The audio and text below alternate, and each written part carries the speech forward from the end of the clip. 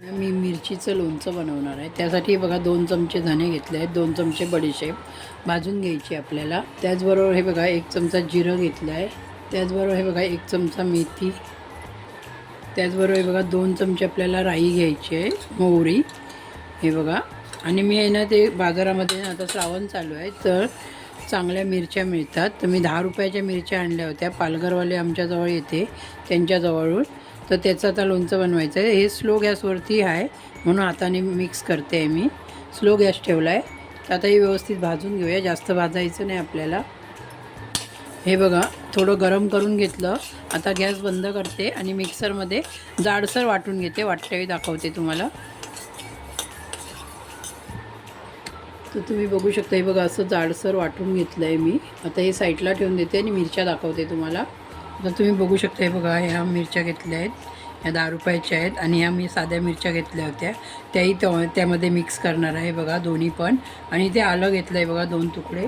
त्याचबरोबर हे बघा मी लसूण घेतली आहे. ही लसूण अशी चिरून घेतली आहे. ते सगळं आहे ना जाडसर मिक्सरला लावून घेते आणि तुम्हाला दाखवते.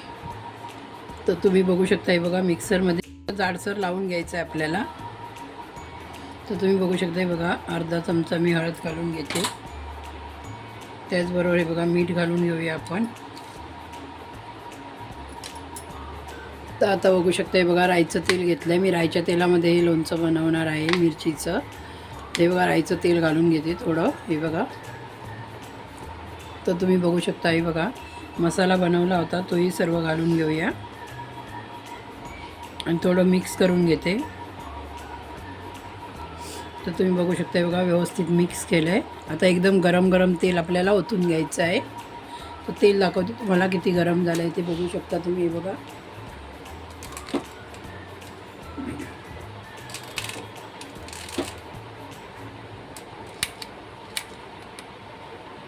तर तुम्ही बघू शकता बघा तेल खूप गरम झालं आहे.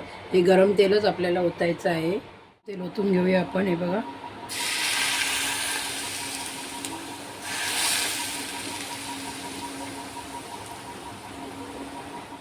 करते आणि हे आपल्याला आहे ना लोणचं एका भरणीमध्ये भरून ठेवायचं आहे.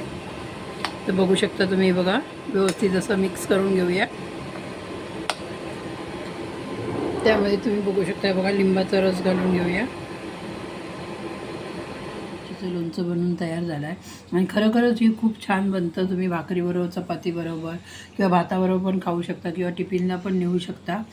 तर हे कसं लोणचं वाटलं ते मला नक्कीच कमेंट करून सांगा आणि माझ्या चॅनलला सबस्क्राईब करा, लाईक करा, जास्तीत जास्त शेअर करा. धन्यवाद.